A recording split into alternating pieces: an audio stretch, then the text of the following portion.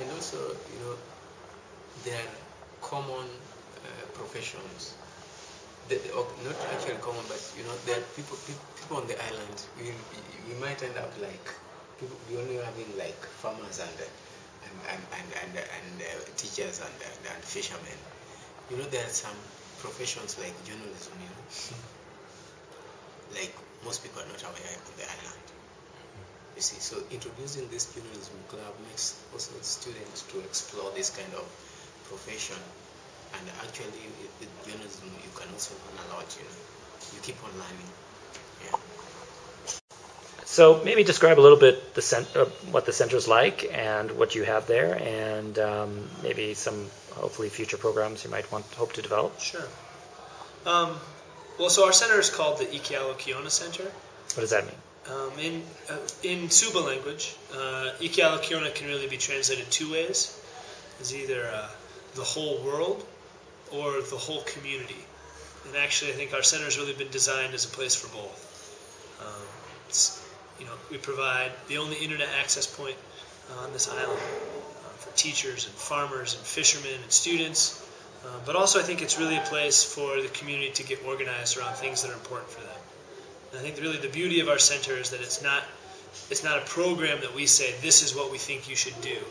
I think it's a space where stakeholders in the community can come and say, this is an idea that we had, but we didn't even know really where to start. But now we can research it, now we can organize it, now we can actually connect with partners around the world underneath the umbrella of the EK Center. Instead of just a group of fishmongers trying to say we want to start this cooperative, we can actually make a presentation as part of the Ekialo Kiona Center. So for example, Education Beyond Borders, how do you see us supporting what you do? Sure. I think really helping us establish the linkages between the schools and our center will be really important. We already know that so many teachers are waiting for access to the internet to design curriculum, to improve the programs that they already have in place. I think establishing a network of teachers that are really engaged in designing workshops at the center. We've been talking about maybe things like field trips, where students could come and use the internet, see things on the projector, show movies, getting outside of the classroom. But also at the same time, we've kind of started to have conversations about things like extracurricular activities, sports clubs, which really don't exist, allowing teachers to be more than just presenters within a classroom, to really develop relationships of learning outside of the classroom. I think the EK Center can really be a space for that as well, and we would definitely look to support from teachers in Canada and across the world to help with that. And so what kind of role do you see teachers, local teachers on Whangano Island to support the community or youth-oriented clubs and things like that? Well, since the beginning, we've seen that teachers have been some of our most important advocates. At our very first meetings down at the beach, it was the teachers who were standing up and saying, this center is important. Because when we were describing computers and the internet to people, a lot of people who had heard about it but really didn't understand what it was for or how you could use it, oftentimes it was the teachers really, I feel like, that were rallying for our programs. So they've been important from the beginning.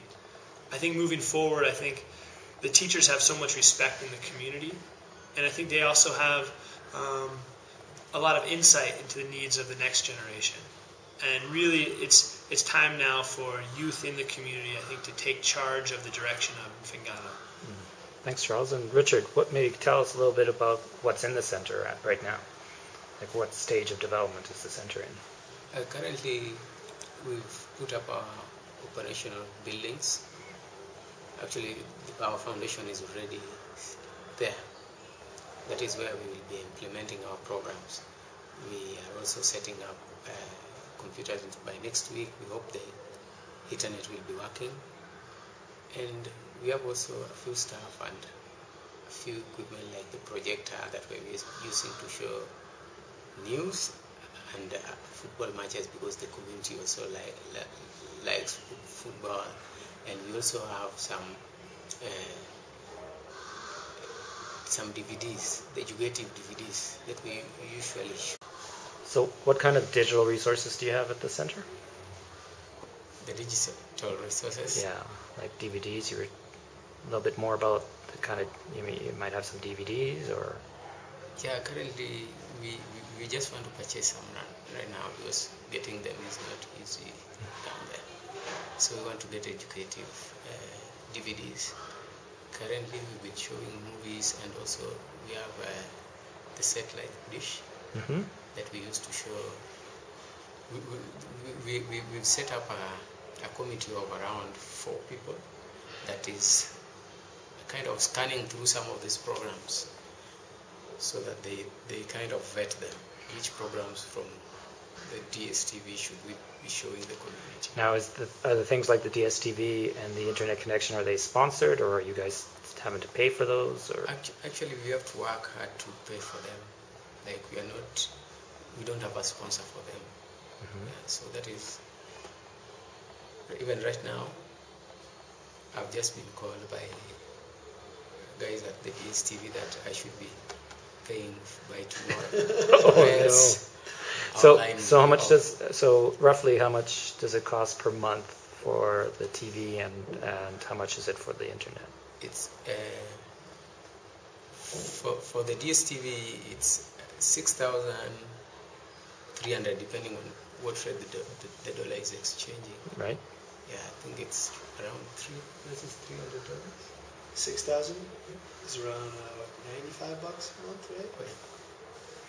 And the internet, how much does that cost about a month? Around 5,000. Majorly it's for communication, but not things like downloads. Majorly. Right. Yeah. So for users to be able to do internet searches and do research and things like that, it need to be upgraded to some bigger bundles. Yeah. Because that is what we can afford at the moment. Because what I know like Safaricom, it costs for 1 gig of usage is about 2,500 shillings. Orange is cheaper. So yeah, we get 3 gigs for 4,999. Yeah. So that's about $75, right? Yeah, about $75 a month. And ideally, we probably want 5 gigs is what we're going to use. Yeah. It's about $100 a month. Cool. Yeah, so it means we have to restrict this because of the limited resources. Yeah. How many computers do you have right now? We have 5, 3 in venues, and that is 6. Yes. 3 in venues and 3 notebooks. Notebooks, cool. And do you have more coming in? Is there a sponsor for computers? No, actually, this is just something that we've been working here and there to find this. We first of all got one in venue. That is what we've been using for communications. Then we brought in last December, we got 2 in venues. And just recently we bought second-hand notebooks from some volunteers who accepted to sell them for us at a cheaper rate. And Charles was talking about, having some other youth programs and sports programs and things like that. What kind of things would be needed for those? Actually, for this also to be facilitated, we need some resources, at least like to motivate these teams, like T-shirts, like some food, and educative materials by the time. Educative materials, balls, uniforms. So sporting equipment, just the general sporting equipment, things like that. What kind of sports are most people on the islands involved in? Mostly ball games, but as EK, we are trying to be a little bit unique, bringing several sports together. But majorly people doing major sports events, it's just football, netball and volleyball. Yeah. But as EK, we are coming up with some fun games like tug of war, bottle racing, sack racing. Which at least we are trying to involve all stages of people in the community, from children to the old people. Athletics, like that's good. Last time we had like old men's race. I better not come during that time. I might have to compete. They enjoyed it. Okay. Yeah. It was the major attraction. And what about things around gender equity stuff, like gender issues? What kind of programs do you see would benefit the community? One thing that I would first of all say, we need a lot of sensitization, because our values are still attached to our traditions, whereby the girl child is not given much recognition. And this is one of the things that I believe education can help us mold or modify. And I believe a lot of education should be done on that, so that the community get to understand the role of girl child also in a community. Right. And one thing that's really important from an educator standpoint is that it's not exclusive to girls. That kind of education should be in gender balanced classrooms or groups, because if you exclude the boys, they're the ones that need that education, right? So yeah, you're almost preaching to convert it. The girls know that, Sure. And it's so, and that's almost one of the kind of mistakes some of these programs make, is that they spend a lot of focus and it's all girls and things like that, but they miss giving that same education to the boys too. Yeah, so actually it should be an equal. Yeah. It should be on an equal basis, not separating girls. Right. So also sports programs for girls and things like that to kind of help raise the awareness of role models in sports and things for women. Exactly, even promoting women football also, it's kind of gender equality. Yeah. Cool. What other? Yeah. I think one thing that our center definitely needs is, I think more posters and books and things like that. I think, and actually like different ones that I think you sometimes see a lot of the generic stuff that comes out of government of Kenya. But I know my classrooms that I really enjoyed when I was a kid. Had such amazing, really interesting, unique posters and diagrams and maps.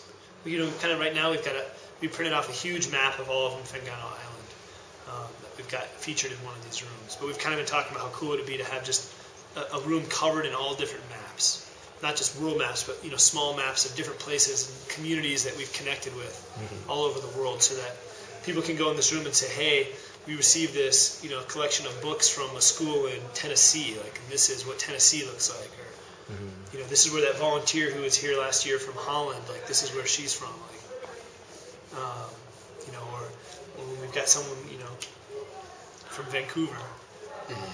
See, this is what Vancouver looks like. Awesome. The other thing you hit on is a very important point, is oftentimes people send stuff and donate stuff and don't understand what may be appropriate and what's not, because people say, well, if it's something you don't want, it's not necessarily something somebody else wants, and it has to be something that can be used. So maybe a kind of an idea of, like you said, things like maps obviously don't go out of date. Maps and posters and things that you would use in your school. I think, like you said, educational DVDs. We really do want to be able to show all kinds of films, both to the community but to classrooms that come and see the center. I think different games, like learning games. I think so many kids are really used to the only type of education that happens is you're sitting in a chair and there's a teacher talking to you. So many different activities and games that I can remember from elementary school would be incredible hits here.